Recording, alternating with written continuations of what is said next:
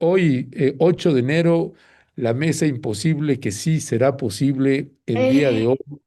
Y más, la primera del año, pues arrancamos bien y vaya, porque sí necesitamos a este Dream Team, Violeta, porque vaya que sí hay mucho que tenemos que analizar y ahora sí que por dónde empezar con el tema, porque pues realmente Donald Trump dando garrotazos por todos lados y pues sí, iniciar también, tal vez sé que el tema Venezuela es el que más se ha estado tratando.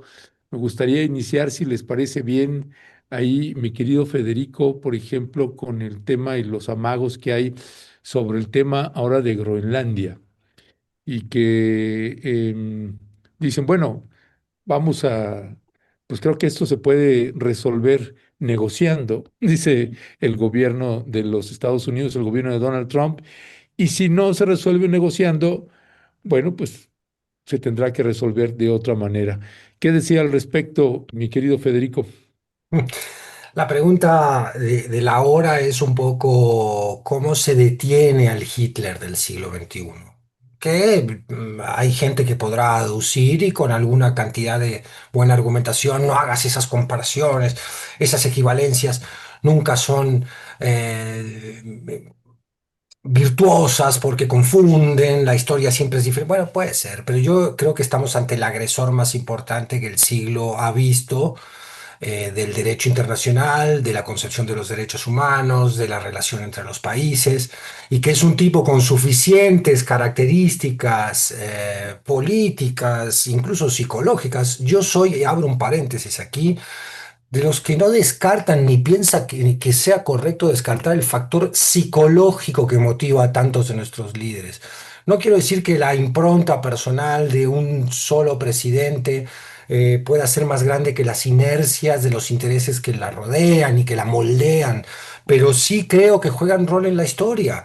Creo que hay asesinos en masa, como lo fue Hitler. Creo que hay tipos, cuando tú ves a Trump hablando de lo que han sido sus comunicaciones telefónicas con los líderes del mundo, se burla de todos ellos. Es decir, hay un regocijo, hay un placer evidente en doblegar a sus no pares mundiales, a los que luego va y sienta en diferentes escenarios mundiales, uno de ellos el Salón Oval, y van todos y le dicen, como le dijo el titular del gobierno holandés, Daddy Trump, es decir, los tiene completamente subordinados y hay un placer en esa subordinación.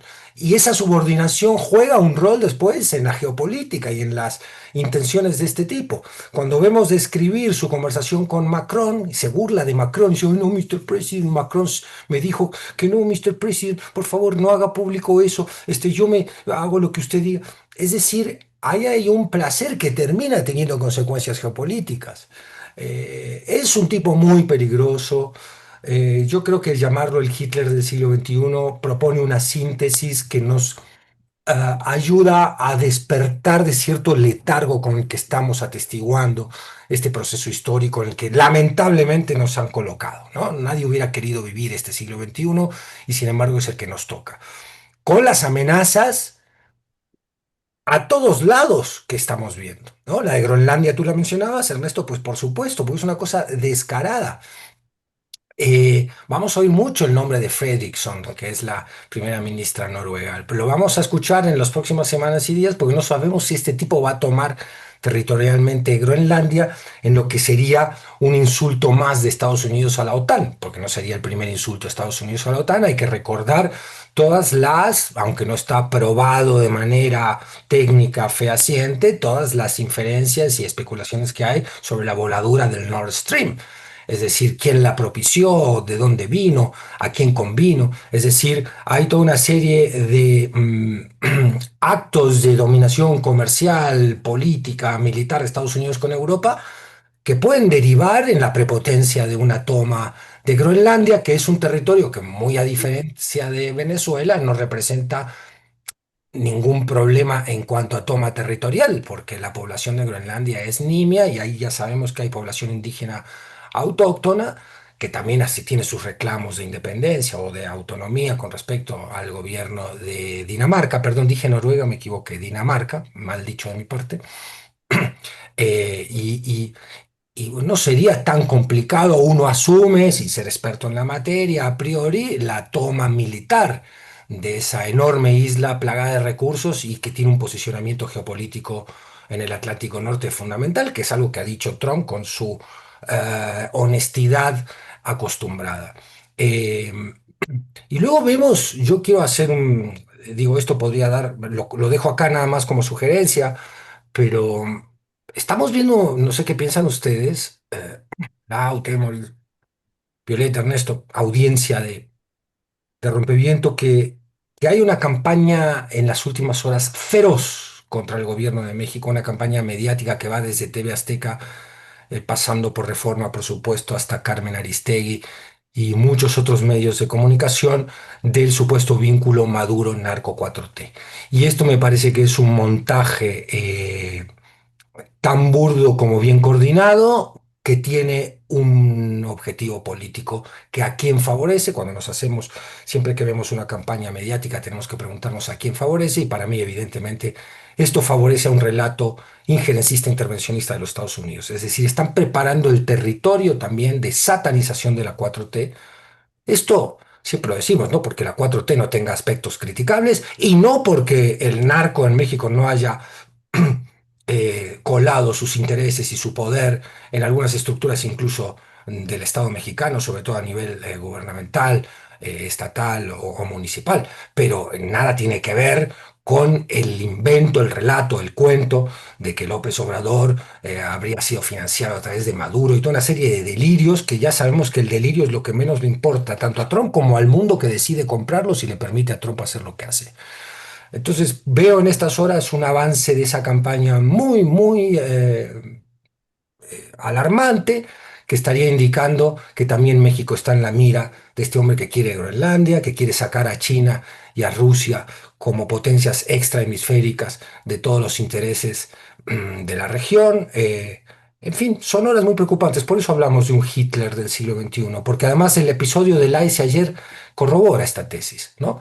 Tiene su Gestapo, tiene su policía racista que persigue migrantes, pero no solo está allí para perseguir migrantes y asesinar, como asesinó ayer en Minneapolis a una ciudadana estadounidense, sino que está allí para sembrar el terror y imponer el poder del trumpismo sobre las propias estructuras internas de los Estados Unidos.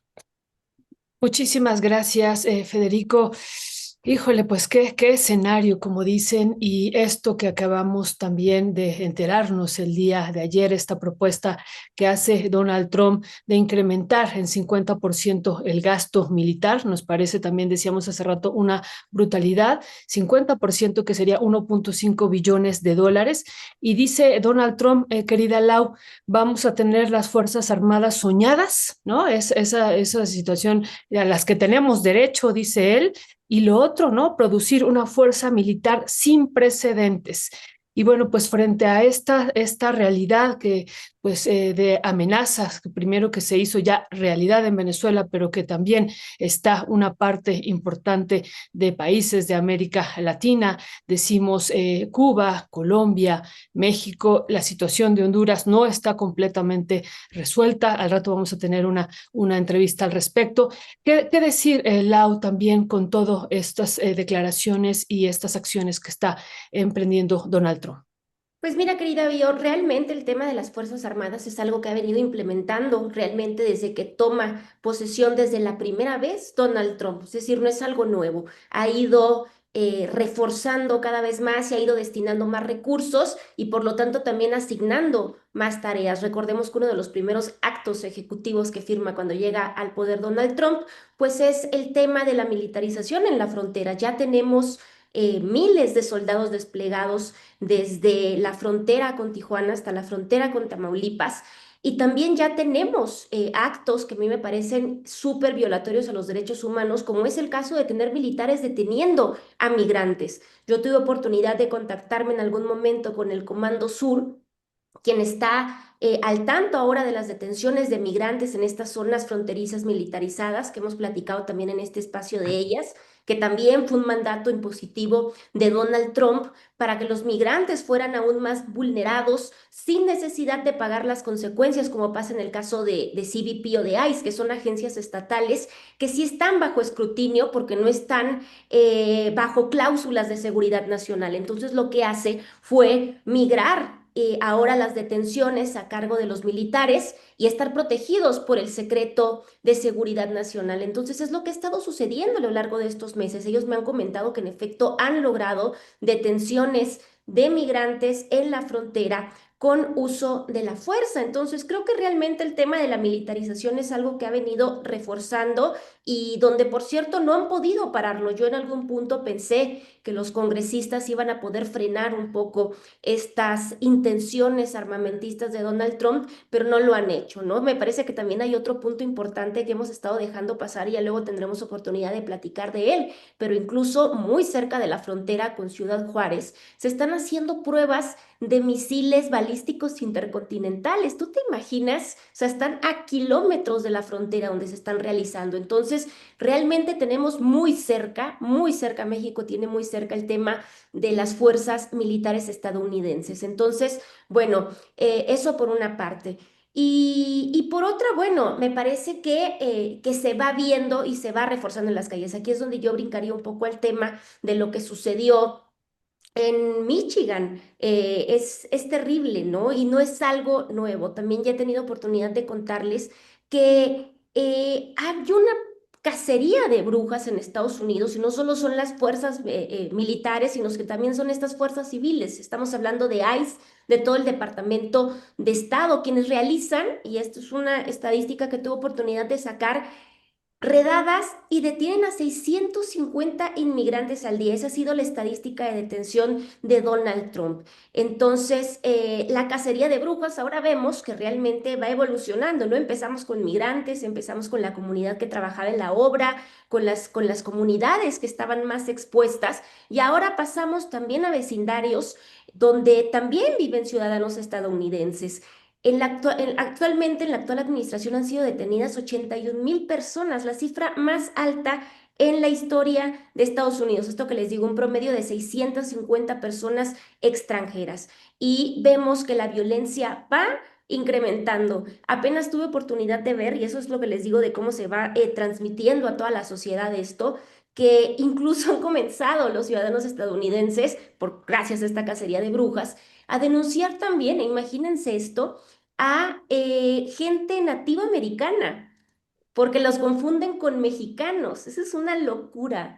Hay un fenómeno ahí en TikTok, si tienen oportunidad de revisarlo, donde son videos que graban ciudadanos nativoamericanos, quienes están siendo perseguidos por estas mujeres estadounidenses, que no les gustó que les ganaron el estacionamiento o pasó cualquier cosa, y empiezan a denunciarlos. Entonces, ha ido escalando y le ha ido pegando también a la comunidad estadounidense, ya no solamente a los migrantes. Ahora, es importante porque este caso no es aislado, el de esta mujer, quien por cierto era una poeta estadounidense, quien intenta pues ayudar a sus vecinos en su barrio. Y bueno, desde el 7 de enero se han identificado 28 incidentes, como le llaman ellos, que no es otra cosa más que asesinatos y tiroteos, 28 incidentes con acciones armadas, como les llaman ellos, y 14 tiroteos donde al menos 4 personas han sido asesinadas y 5 heridas en este gran universo. Es decir, que no solo está ya tocando a los migrantes, como les decía. Entonces, pues bueno, vemos que realmente la violencia está escalando y eso es preocupante y que Donald Trump ha, pues ahora sí que divulgado esta idea de que tú como ciudadano estadounidense puedes denunciar a quien sea si es sospechoso. Y en este caso ya también está abarcando a los vecindarios de gente estadounidense, a los vecindarios de gente blanca, a las ciudades de gente blanca. Es decir, no solo a las minorías como han estado acostumbrados en este entonces. Y bueno, Estados Unidos desde el 2017 al 2024 pues ya compila 70 muertes por parte de ICE. Y la cifra va a seguir creciendo porque creo que realmente pues ya se ha normalizado esta terrible situación. TEM lo ha reportado con mucha precisión desde Estados Unidos, pues como estas cacerías de brujas, pues realmente estas redadas, estos casos se van haciendo cada vez pues más violentos y eso es lo que pasó con la muerte de esta ciudadana, ¿no? Ya se le llama pues la policía, la Gestapo, le llaman por ahí al ICE, al Departamento de Seguridad. Y otra cosa importante es que ya no solo es ICE quien tenía jurisdicción sobre todo el país, sino que ahora también se le ha permitido a CBP salir de los límites fronterizos para unirse a este tipo de redadas. Entonces yo sí vaticino que se vienen más muertes y más enfrentamientos, porque como te digo, en muy pocos meses van 14 tiroteos en distintas ciudades de Estados Unidos por parte de estos agentes migratorios. Gracias, gracias, mi querida Laura Sánchez Ley. Temoris, pues Donald Trump da para abordarlo desde el ángulo y tema que tú quieras. Y sí, está tremendo. Tenemos el video este del asesinato que cometen elementos de ICE contra esta mujer que estaba, pues son estos grupos, ¿no? Que hay en distintos estados, entidades federativas de los Estados Unidos que van con silbatos y haciendo ruidos, anunciándole, avisándole a los migrantes y demás que ahí está ICE. Y pues esta ICE se detuvieron el vehículo y pues tenemos esta escena que vamos a ver este video que me parece en verdad dramático y regresamos contigo para comentarlo.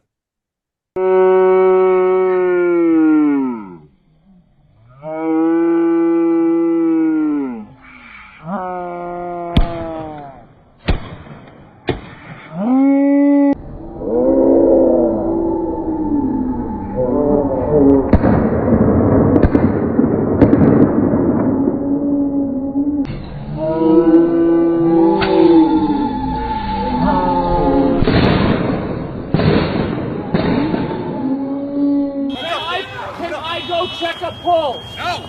Back up! Now! I'm a physician. I don't Listen, care. we understand. We got EMS coming. I get it.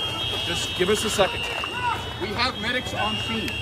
We have our own medics. Where are they? Where are they? How can I relax? You just killed my fucking neighbor. You caught butter in the fucking face. You killed my fucking neighbor. How do you show up to work every day? How the fuck do you do this every day? You're killing my neighbors. You're stealing my neighbors. What the fuck, man? No sé si nos va a alcanzar para que el pueblo de Estados Unidos pueda realmente organizarse y hacerle frente a Donald Trump, que desde mi punto de vista, pues serían prácticamente los únicos que podrían detener a este mandatario, Temoris.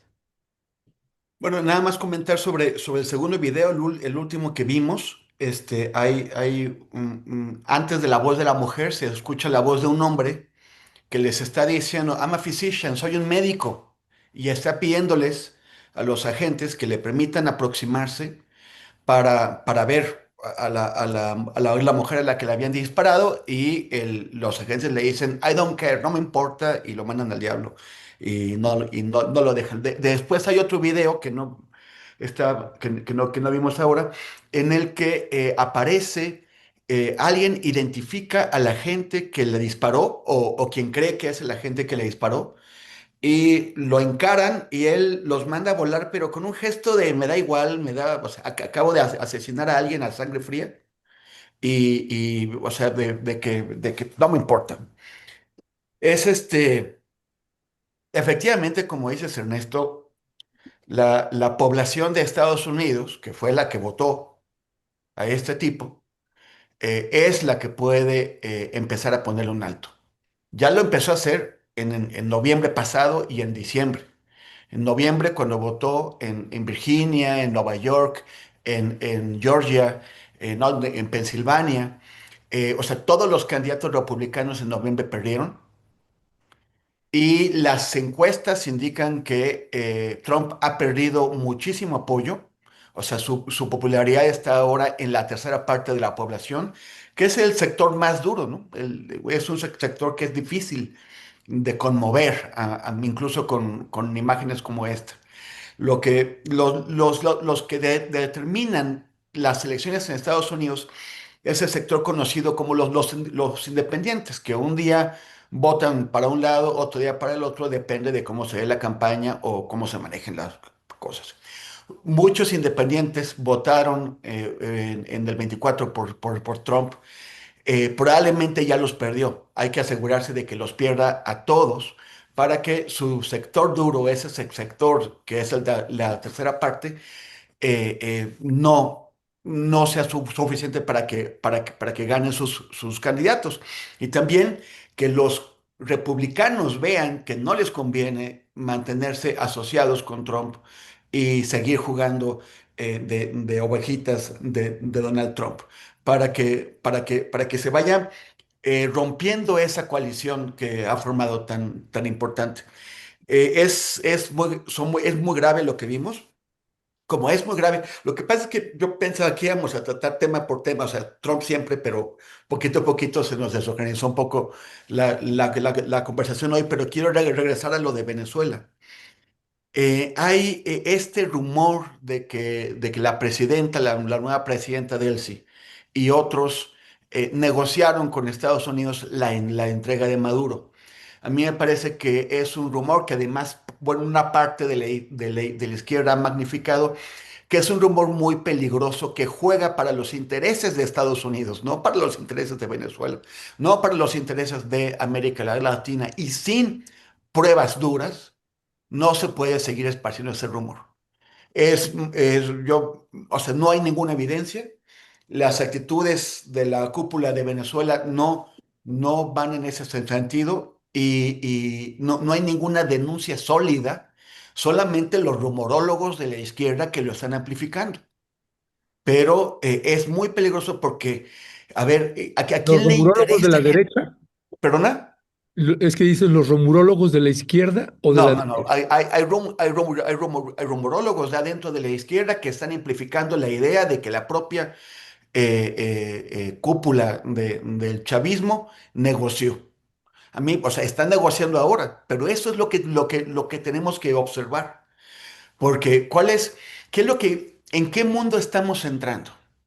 En uno en el que los paracaidistas, los helicópteros de Estados Unidos, o sea, Estados Unidos tiene tal fuerza y tal ventaja tecnológica y de inteligencia y tal capacidad de corromper que no necesita invadir países, no necesita hacer una operación como la de Panamá en 1989, cuando tuvieron que invadir y asesinaron, por ejemplo, sobre todo en el barrio del Chorrillo, que está próximo a donde estaba la Escuela de las Américas, esa base militar en el Canal de Panamá de Estados Unidos, que arrasaron con barrios para poder perseguir a Manuel Antonio Noriega, quien finalmente se refugió en la Embajada del Vaticano.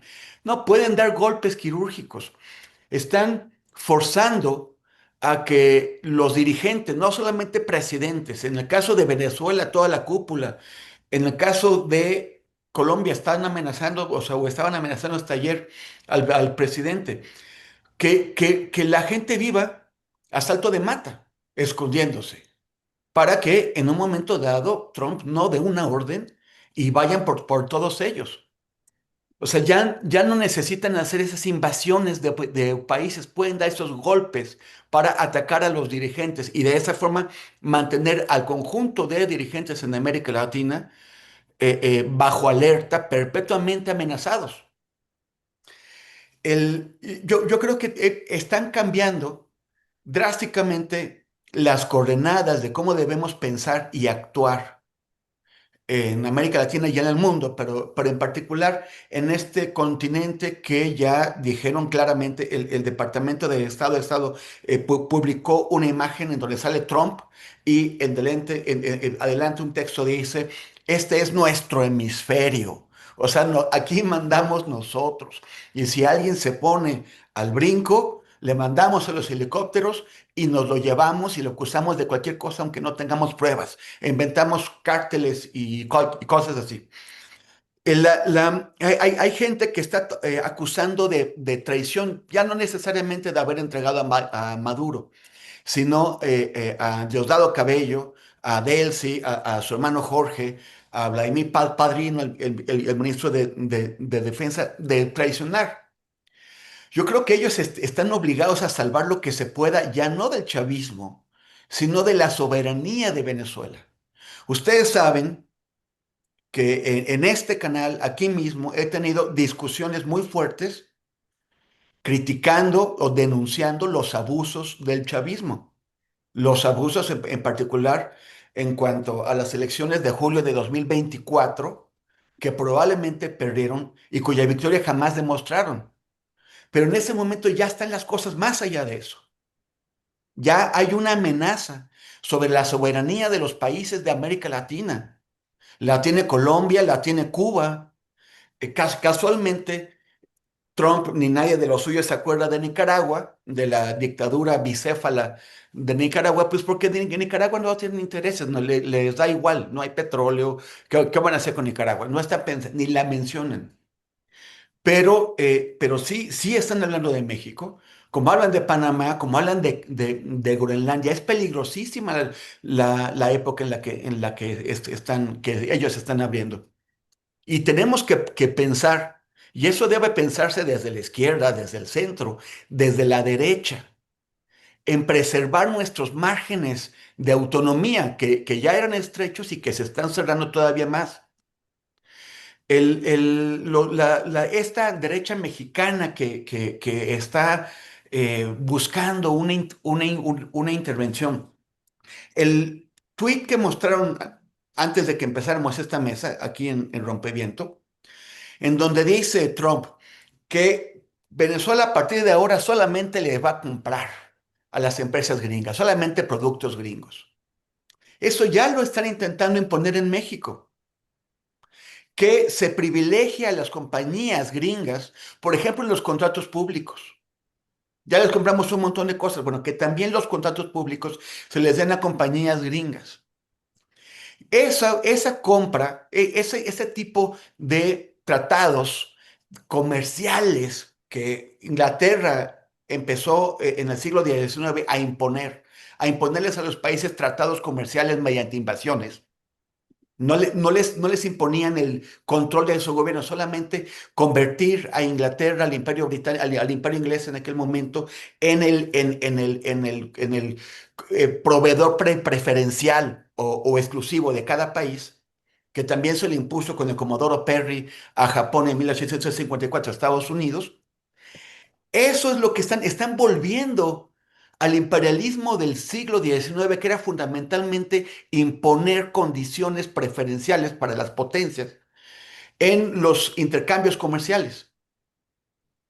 Eso lo que hace es destruir al empresariado local.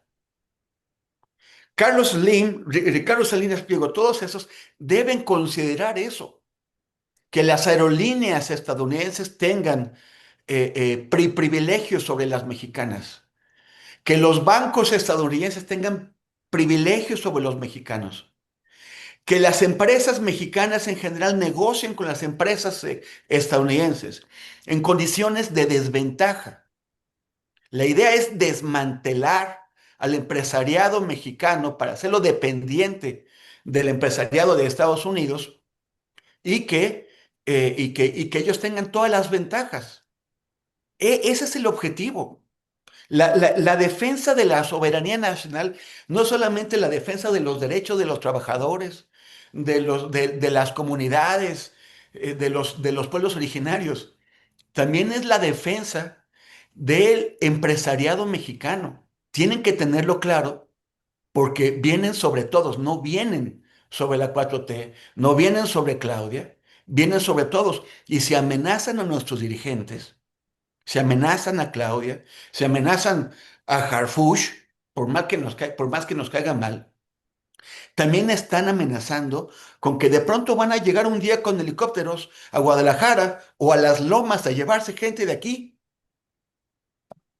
Entonces, o sea, tienen que cambiar nuestras coordenadas y la defensa de la soberanía de México y la defensa de la soberanía de México está absolutamente ligada a la defensa de la soberanía de América Latina. Tiene que ser el punto, el eje de nuestros pronósticos y de nuestros planes a partir de ahora. Nos están poniendo realmente en peligro a todas y a todos. Gracias, Temoris. Esto que dices, ¿no? Que ya está pasando con México. Ayer lo platicábamos con el doctor Arturo Huerta, ¿no? Estos 50, hasta 50% de aranceles que se le está poniendo a todos los países con los que no tenemos acuerdo comercial, pues es parte de lo que estás diciendo y en específico hacia Asia y hacia China. Y entonces eso nos va a obligar como nación a comprarle solo a Estados Unidos, ¿no? Por ejemplo, en el tema de los autos y de otras mercancías que tendremos que comprar y aumentar nuestra dependencia con los Estados Unidos. Así es que, pues sí, ya lo estamos haciendo. El problema aquí es cómo lo aceptamos, ¿no? Esa es una discusión que tenemos que seguir dando y me parece muy importante que la coloques aquí, Temoris. Muchísimas gracias. Yo quería preguntarle a nuestro querido Federico, ¿quién puede parar a Donald Trump, ¿no? Que esa es una pregunta. No hay un derecho internacional que lo pare. Y el día de ayer, Federico, vimos pues orden ejecutiva de Donald Trump donde pues señala que estos 60 organizaciones, organismos internacionales, convenciones y tratados pues no son o no sirven para los intereses de Estados Unidos, ¿no? Y de manera específica dice retirada de los Estados Unidos de organizaciones, convenios y tratados internacionales que sean contrarios a los intereses de los Estados Unidos. O sea, es decir, pues pareciera que nadie podrá detenerlo frente a lo que está pensando hacer y además se teje ahí este 50% más de gasto militar. Entonces, ¿quién podría, ahora sí que estamos como el chavo, ¿no? ¿Quién podrá defendernos, Federico Bonazo? Es la pregunta de la época, que viene aparejada de otra, pienso yo, Violeta, que es, ¿Trump es solo Trump o es un plan estratégico de una nueva faceta imperial fascista? Si Trump fuera solo Trump, la pregunta podría intentar resolverse en un mediano plazo al que podríamos aspirar como humanidad y en el caso mexicano como vecinos de esta potencia. El problema es que si la pregunta está subordinada a la otra de qué significa el trumpismo, es decir, Trump sería la cara visible de una estrategia imperial que ha pasado de una fase de capitalismo globalizado de libre mercado a un capitalismo del saqueo, ¿no? Que es lo que muchos analistas ponen sobre la mesa y con lo que yo concuerdo. Es decir, estamos en una fase, y esto lo decía muy bien Temoris ahora cuando decía, estamos volviendo al imperialismo o al colonialismo del siglo XIX, es decir, a la extorsión comercial por medio de la fuerza militar o también al hurto de los recursos de las colonias, ¿no? Y yo temo que lamentablemente el imperio ha entrado en ese plan, perdón, y que Trump es un brazo ejecutor de ese plan, pero no necesariamente es el único. Si estamos ante ese escenario, estamos ante un escenario más de largo plazo, donde yo creo que hay dos fuerzas mancomunadas que pueden frenar este proyecto neoimperial fascista que estamos viendo. La más importante, ya la decía Ernesto Temoris, es la que pensamos todos, es decir, que dentro de la panza imperial, dentro del mismo organismo del gigante, las fuerzas que apuesten por la reconstitución de una convivencia democrática liberal más elemental, teniendo que librarse de los lastres que el establishment liberal estadounidense promovido por los demócratas y por el fracaso de los demócratas y las claudicaciones de los demócratas con las clases trabajadoras y con los derechos sociales más elementales en los Estados Unidos ha producido. Es decir, tiene que revisarse las nuevas formas de esa respuesta al fascismo interno también que vive Estados Unidos. Porque cuando tú ves lo que está pasando adentro de Estados Unidos, con el uso de fuerzas de seguridad de manera así coercitiva, arbitraria, criminal, como estamos viendo, también hay allí un enorme temor, una enorme preocupación y hemos visto manifestaciones y hemos visto respuesta política. La respuesta política es la que también describía Temoris con la victoria demócrata en las últimas elecciones internas y para eso es clave ver lo que va a ocurrir en noviembre de este año en las elecciones intermedias más importantes que va a haber en los Estados Unidos. Eh, Esa sería una, cómo se reconfigura políticamente el monstruo y si esta oposición que apuesta por los valores democráticos logra frenar este plan imperial que le es funcional al complejo industrial militar, por supuesto, a toda la industria que está ligada al negocio de la muerte, pero también a esta oligarquía tecnológica de los Zuckerberg, de los Bezos, de los Elon Musk, que ha tomado, no solo ha tomado el control del gobierno, sino que ha puesto allí a Trump. Entonces, en ese contubernio, esa amalgama de interés económico concentrado, que tiene un factor ideológico, que da para hablar muchísimo, no lo menciono acá, pero tiene que ver muchísimo también con eh, la confluencia de una agenda antifeminista, lo que ellos llaman anti-woke, es decir, que está también en contra del avance de ciertos derechos y concepciones de sociedad que avanzaron durante las últimas décadas, produce digamos, la pregunta de cómo va a responder cómo se va a responder a sí mismo el gigante. Y por otro lado está la respuesta externa que vamos a ver. Allí la pregunta es, ¿el mundo quiere despertar? Por ejemplo, Europa está de acuerdo, Europa quiere frenar a Trump. O Europa, en su terror histórico y a veces malsano con el imperio ruso, sigue apostando por subordinarse a los planes geopolíticos militares de Trump. Hasta ahora esto es lo que está sobre la mesa. Europa está subordinada. Claro, si ya Trump violenta la reglamentación interna de la OTAN y toma Groenlandia, bueno, ahí las cosas deberían cambiar. Pero lo pongo en deberían porque no se ve una voluntad europea realmente de confrontar el avance de esta arbitrariedad unilateral de Trump y su séquito de forajidos. En ese sentido, las señales son muy alarmantes para el mundo. Y luego tenemos Latinoamérica. Ahora Petro le ha dicho al pueblo colombiano que puede dormir en paz y se va a reunir con Trump en la Casa Blanca. ¿No vio Petro la humillación de Zelensky en el Salón Oval? ¿No vio Petro la humillación de varios otros líderes, de los cuales solo salió avante, si no me equivoco, aquella vez el primer ministro británico que le hizo una jugada a Trump que lo descolocó? Pero, a ver, no digo que no vaya, ¿no? No digo que no apuesten también por mantener al gigante lo más apartado de las fronteras nuestros gobiernos latinoamericanos. Pero mientras no haya una coordinación mucho más concreta, una oposición mucho más fuerte en bloque de Latinoamérica, si nosotros apostamos por la relación bilateral, tengo la impresión, yo repito, yo no soy experto de nada, pero soy un ciudadano ya que tiene suficiente edad sobre el mundo y que ha visto ya el desempeño de Trump durante demasiados meses como para entender que este tipo no tiene códigos, ni diplomáticos ni ninguna otra índole. Y que tú te puedes arrodillar y ofrecerle el petróleo y decirle ven por esto, y el tipo va a querer más siempre. Es más, disfruta esa doblegación. Ahí cuando muchos hablan de que Trump es un negociador, estoy de acuerdo, pero para mí más que un negociador es un extorsionador. Es un tipo que tiene una cualidad psicológica que lo convierte en psicópata, que es un tipo que disfruta con la doblegación del otro, y eso determina su política también.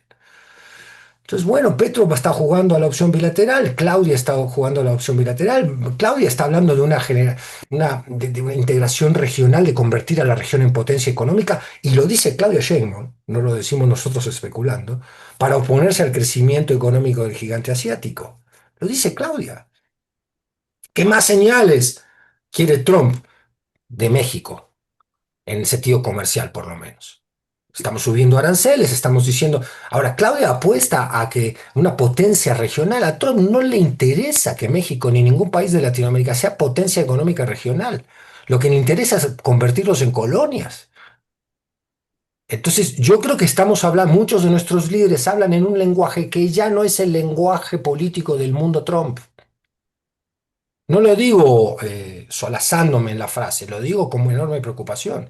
Por supuesto que tenemos que recuperar la noción del derecho internacional, por supuesto que tenemos que invocar a los derechos humanos como concepción que regían después de la Segunda Guerra Mundial la relación entre los países y los individuos, entre los estados y los individuos también, y entre las naciones en sí. Pero eso es una cosa muy diferente a no entender y asumir la época que nos ha tocado vivir y carecer de la conciencia política de en qué momento histórico estamos. A Trump no le interesa que seamos potencia regional económica. Y por más señales que les des, Trump no va a estar satisfecho con eso. Entendiendo estas nuevas no reglas del juego, tenemos que replantear cuál es la postura en bloque que debe ofrecer por lo menos Latinoamérica a esta nueva faceta del imperio. Y yo veo que en ese aspecto estamos muy temerosos, porque sí, la correlación de fuerzas es tan asimétrica y tan desigual que entiendo el temor. O sea, yo tampoco lo critico desde la indolencia, el temor de nuestros gobernantes, pero me parece que si Lula, Petro, Claudia, Orsi, el bloque más o menos progresista del continente, no toma otro tipo de medidas, no intenta jugar con Europa. El caso de Groenlandia podría ser un asunto bisagra en el cual Europa bajara finalmente a la conciencia de que este hombre no tiene códigos diplomáticos y que entonces hay que apelar ya a otro tipo de respuestas. Tendrían que salirse los países europeos de la OTAN, tendrían que haber una respuesta diplomática y de sanciones comerciales a Estados Unidos, como el Estado terrorista que es. Claro, no asumimos públicamente que esto es un Estado terrorista porque tenemos terror a de que el Estado terrorista se meta en nuestro propio territorio. Pero yo creo que ese terror no le va a impedir meterse en el territorio cuando se le antoje. No digo que sea una situación fácil, no digo que sea la solución esté a la vuelta de la esquina y no la estemos viendo. Es difícil, pero me parece que uno a uno, apostando a la relación bilateral con el monstruo, el imperio en esta faceta nueva nos va a desayunar eso, uno a uno. El micrófono, Ernesto. Ok, ya está, gracias. Gracias, Federico. Retomando un poco algunas de las cosas que comentó Temoris, Laura, más algo que estaría añadiendo. Bueno, acá en Rompeviento hemos estado abordando esta campaña incesante que hay para intentar generar una fractura dentro del gobierno de Venezuela, generando dudas de Delcy y Rodríguez y demás. Me parece que eso está es más la campaña externa que lo que está sucediendo ahí adentro, que hay, me parece, y con base a los contactos que tenemos allá, pues bastante solidez en ese sentido.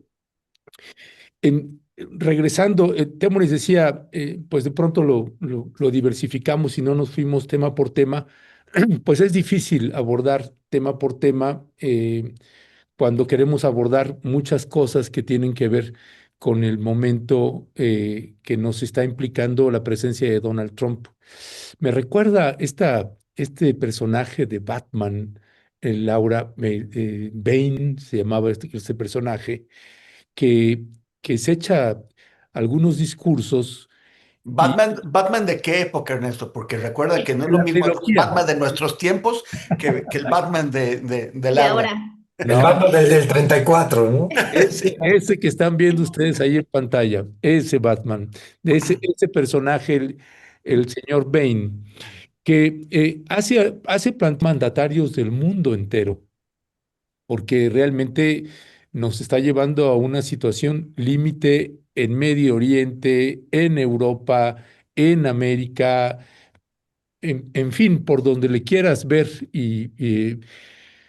¿Cuál es tu mirada ahí en ese sentido, Laura? Sé que ninguno de nosotros pues tiene la bolita de cristal. Pues se tiene que hacer A, B o C.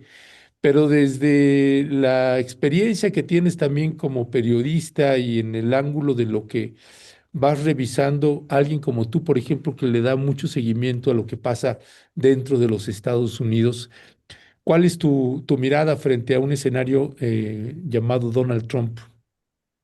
Pues no veo límite actualmente, no veo límite hasta que vengan las elecciones. Yo creo que la única manera de frenar a Donald Trump definitivamente es desde adentro, desde sus bajos niveles de popularidad, desde que la oposición en Estados Unidos logre construir actores políticos relevantes que puedan hacerle competencia hasta cierto punto a Donald Trump en esta narrativa tan brutal que ha implementado. Mira, todo esto me recuerda, justo y hablando de límites, ¿no? Como no hubo límites y cómo tuvieron que ocurrir muchas desgracias para que finalmente parara.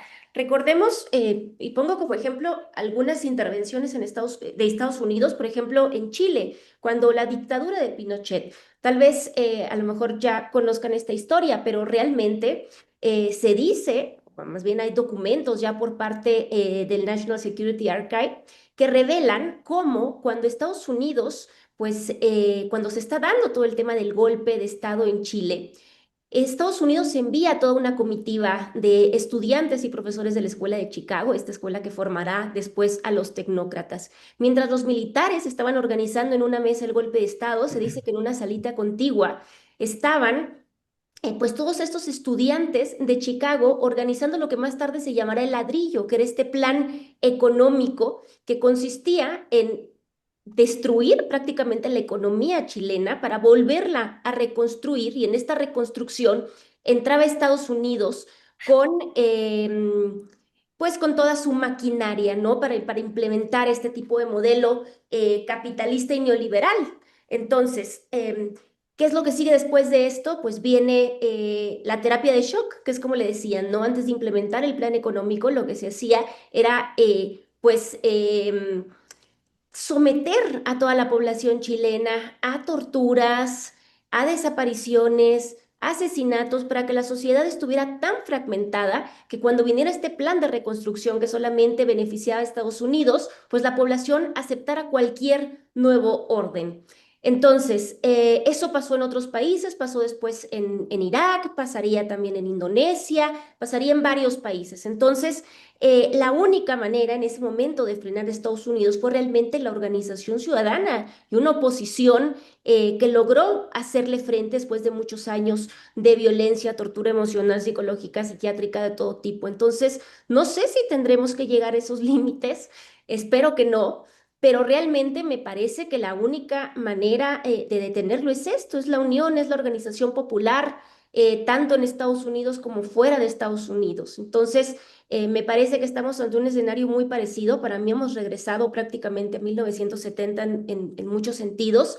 Y bueno, ya lo vimos también en el caso de Venezuela, como ahora está obligando al gobierno venezolano a entregarle barriles de petróleo, que dice que con lo que sacará de esto empezará la reconstrucción de Venezuela. Utiliza otra vez el término reconstrucción, otra vez vimos la terapia de choque, tuvieron que pasar los venezolanos pues un shock tremendo con este bombardeo y el secuestro de su presidente. Entonces vemos que es la táctica que va a volver a implementar Estados Unidos, tal como lo hizo en 1970 durante el periodo de varias dictaduras en Latinoamérica. Y pues bueno, creo que lo único que queda es la organización, como te digo. A mí coincido con lo que dice Fede. Por ejemplo, tenemos ahora, no sé si tuvieron oportunidad, creo que la pasaron por acá, ¿no? La imagen de Petro con el águila y el jaguar. Me parece que definitivamente esa no es la solución. Me parece que se necesitan medidas mucho más extremas para poder combatir a Donald Trump. Creo que ya se cruzaron todos los límites diplomáticos y es hora de actuar de otra manera. Vemos que en Estados Unidos el día de ayer ya hubo una manifestación gigante en Michigan, y es lo que tendría que estarse replicando en otras ciudades. Por ejemplo, también en Nueva York lo hemos visto, en Los Ángeles. Y bueno, se necesita definitivamente esto, ¿no? La organización popular desde adentro, pero sobre todo en estos momentos, pues que la resistencia venga desde Estados Unidos para poder frenar a este presidente. Muchísimas gracias, querida Laura. Temoris, pues decías que fuéramos un poquito en orden, y el tercer tema, ¿no? El tercer tema es este que habían propuesto sobre la situación de Donald Trump y México. Y tú ya abundabas y ya han ido abundando al respecto, pero estas amenazas que ha hecho directamente hacia México, ¿cuál sería la respuesta que tendría que dar el gobierno federal? Ya tú abundabas un poco en tu intervención pasada sobre pues que les hemos estado dando prácticamente todo lo que ellos han solicitado, ¿no? Si hay que cortar relación con China, pues entonces se pone aranceles, ¿no? Y seguimos, ¿no? En un proceso ahí de subordinación de materias primas, ¿no? Y hay que recordarlo siempre, el 80% de los minerales, que eso le interesa mucho y de los que depende mucho de México y de América Latina y de China, ¿no? Pues se lo seguimos mandando a ellos, el 80% van a parar allá, a ese territorio. Entonces, ¿qué tendríamos que hacer como nación para frente, ¿no? A una posible amenaza de intervención abierta? No estoy hablando en términos económicos de esta subordinación que ya tenemos desde hace muchas décadas con ellos, pero ya de una intervención que tuviéramos y que ellos vinieran a capturar, ¿no? A un terrorista o a un narcotraficante con ese pretexto y que entraran a México en un caso hipotético. Otra vez, como siempre lo decimos, no tenemos aquí la bolita mágica, pero ¿qué tendría que hacer México en ese respecto? Híjole, si te doy una gran respuesta, vienen ahorita a tocarme la puerta y me llevan a Palacio Nacional o a la Lo Cancillería. necesitamos, lo necesitamos, Pero, necesitamos. Arriesga una, Temoris, todo venga, el que mundo, el país te necesita. sí, todo el mundo está preguntándose eso en México y literalmente, ahora sí que todo el mundo. Esa es la gran pregunta. ¿Cómo lidiar con este hombre que por un lado se siente en la cúpula, en la cima, el más poderoso de la historia de la humanidad?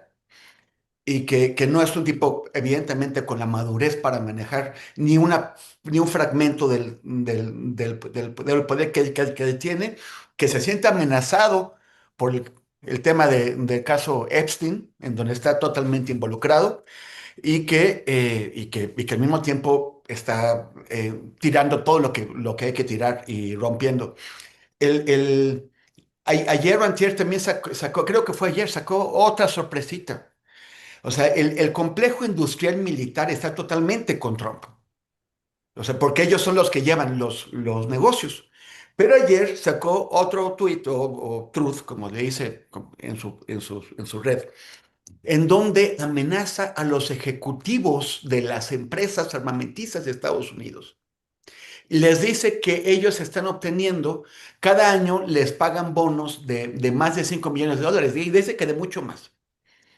Bueno, pues ya prohibió, no sé cómo puede aplicar eso, porque son decisiones de las empresas, ya prohibió que se les den bonos de más de $5 millones a los ejecutivos de las empresas armamentistas si no construyen complejos en Estados Unidos. Es además una exigencia pues muy en el aire, o sea, ¿a qué te refieres? ¿Qué tipo de complejos? ¿En dónde? ¿Cuándo? Bueno, no, lo manda al aire, o sea, está como loco aplicando su rudeza incluso hasta donde menos se espera. Y así puede ocurrir en cualquier momento.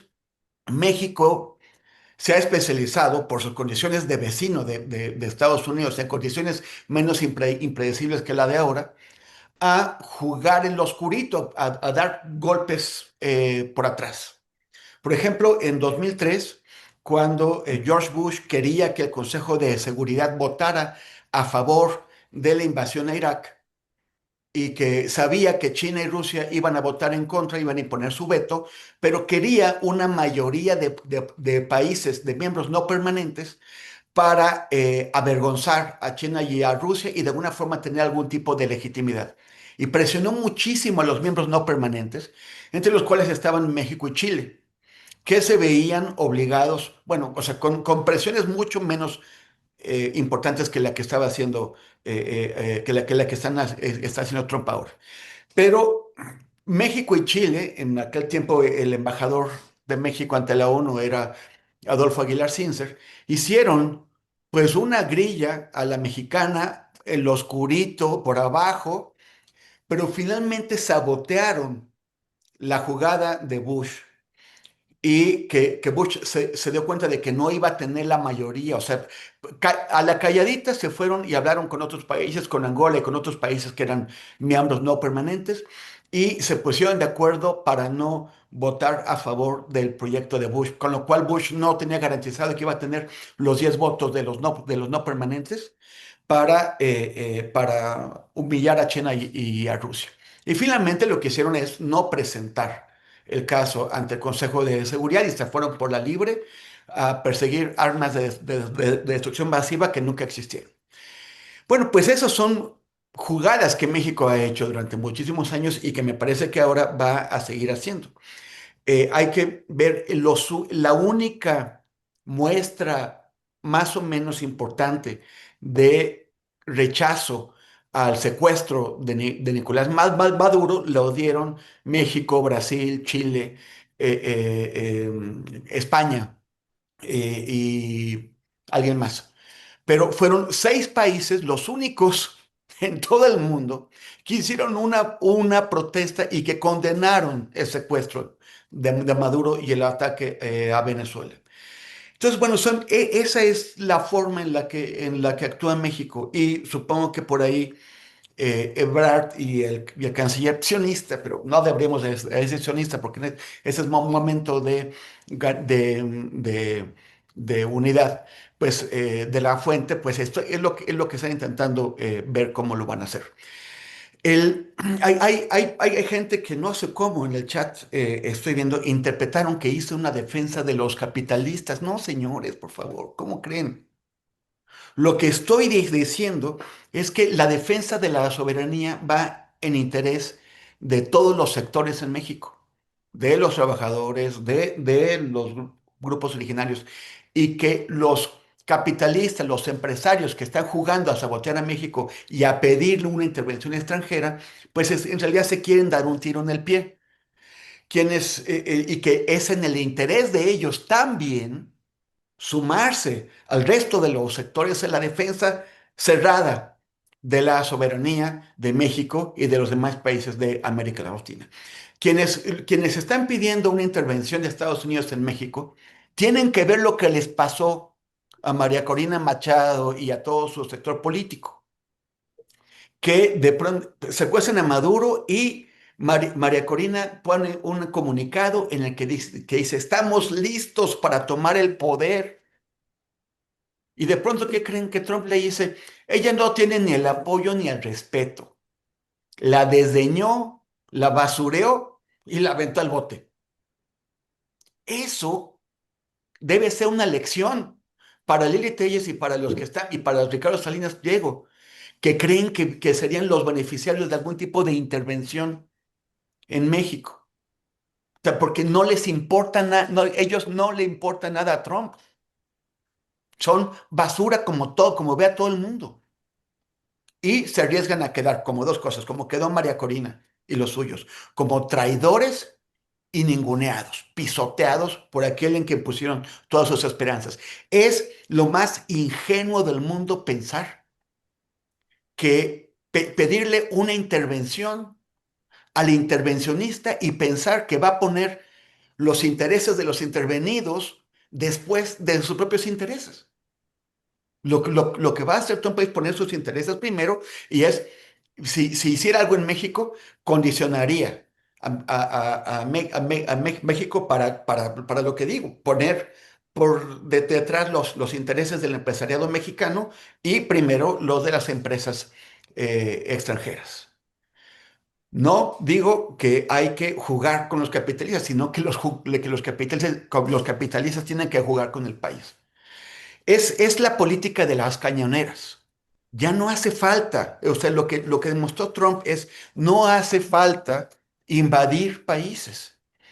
La política de las cañoneras era mandar tropas, mandar unidades navales, por ejemplo, a Veracruz. Bombardear Veracruz, no les hizo falta invadir México para ponerles condiciones al gobierno mexicano. Los franceses lo hicieron con los haitianos cuando se independizaron. Dijeron, bueno, no podemos controlar Haití, pero sí podemos ponerle una flota frente a la capital, a Puerto Príncipe, y bombardearla, que ellos no pueden hacer nada contra eso, hasta que aflojen. Y ahora lo que hacen es secuestrar dirigentes. Entonces, ese es el enorme reto. En México tenemos que ponernos detrás del gobierno mexicano y eso lo tiene que hacer también la derecha mexicana, porque a la derecha mexicana también la van a aplastar. Verástegui y todos. Verástegui creyó que ir a hacer el saludo nazi en Washington, siguiendo a Bannon y a Musk, iba a hacer que iba a caerles bien, ¿no? Pues no, también a Verástegui lo pisotean. Es en el interés de todos poner por delante el interés nacional, porque en el interés nacional va el interés de todos los sectores. Ya, gracias, Temoris. Pues gracias a los tres, gracias Laura, gracias Federico.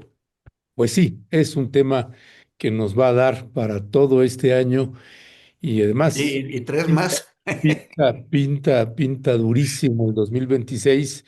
Alguien decía, qué bueno que ya terminó la pesadilla del 2025. Oh, Pues no, no, creo que la pesadilla se va a agudizar para este 2026. Grandes desafíos que tenemos todas y todos. Temoris, Laura, Federico, siempre muchísimas gracias. al contrario, Gracias a ustedes. Ay, amigos, Eh, feliz año, que tengan un gran año. un gran abrazo. Felicidades, sí, muchas Besos. felicidades. Oye, Laura, dice Cristina Cabrera, presiento que Laura no se siente muy cómoda en este espacio. Espero que regrese su entusiasmo y aportaciones interesantes. Respóndele, Laura, a Qué Cristina. bárbara, qué mala, qué grosería, ¿cómo que no me siento cómoda? ¿Por qué? No, no, que no lo oyó, no te oyó Laura en la posada. Pues ni modos, Cristina, pues muy equivocada, no, al contrario. No, para nada, qué groseros. no, y además queremos muchísimo a nuestra adorada Laura. Siempre es un placer esta mesa con Laura, con Violeta, con Ernesto, con Fede. Es un placer esta mesa imposible que hoy sí fue posible. Exacto. Cinco en uno se llevan Y con la mesa además, imposible. frente a lo que está por venir en este 2026, tenemos a la mesa imposible, así es que muchas respuestas aquí que ustedes dan. Fuerte Sí. abrazo. Oye, ya que está Ernesto haciendo referencias a Batman y todo eso, la mesa imposible. No, amigos, hoy particularmente tengo influenza.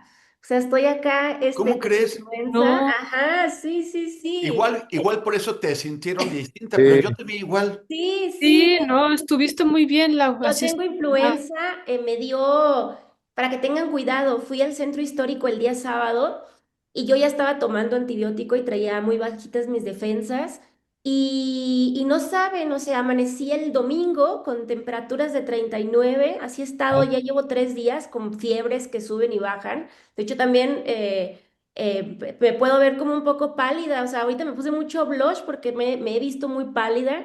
Entonces, bueno, tal vez podría ser eso, que todavía estoy un poco atontada. Es que a mí me ha dado de todo últimamente, ¿eh? O se me pegó Laura. todo, todas las enfermedades del mundo, pero les prometo regresar con mi entusiasmo la O- próxima semana que ya no Oye, tenga Lau, influenza. y además de tu influencia, Trump. Y además temblor. O sea, ¿Cómo ves? temblor, influencia, ¿no? Todo, todo, Influencia, todo pasado. influencia. Oye, Lau, yo también pasé por la influenza, está muy dura ¿Verdad, y amigo? estás tomando el antiviral, es bien importante. Ya tengo 3 días con el antiviral, rogando que mi compañero no se contagie también ya tomando el antiviral. Pero bueno, cuídense mucho. Yo no me puse la vacuna, la verdad, por tonta. Y nunca me había dado influenza en mi vida. Es la primera vez que me da y me atacó fuertísimo. La verdad que ahorita ya me empezó a regresar la voz. Pero bueno, a lo mejor por eso no vieron mi enojo que tengo con Trump. Pero les prometo la próxima semana ya que esté recuperada de este bicho espantoso. no, abrazo, querida. Abrazo, abrazo. Y mucho jengibre, querida, también, mucho Sí, jengibre. Es pues buenísimo. muchas gracias, queridos, los y, quiero. y Besitos, además, bye. además, Laura, pues muchas gracias y muchas felicidades también porque pues Laura ha tenido algunos padecimientos y ha enfrentado durísimo las cuestiones de salud. Todo el 2025 se la vio recia y aún así la veíamos en el 11 y en esta mesa y todo lo que da. Y bueno, pues Laura, mejórate mucho. Gracias, Fuerte amigos. Al abrazo. contrario, gracias, los quiero mucho. Bonito fin de Abrazo, semana. feliz Un año. Adiós. abrazo. Bye, Bye. bye. Gracias, Federico. Gracias, Temoris. Bye. Gracias, Chao, queridos. chao. Bye. Gracias, Laura. Abrazo.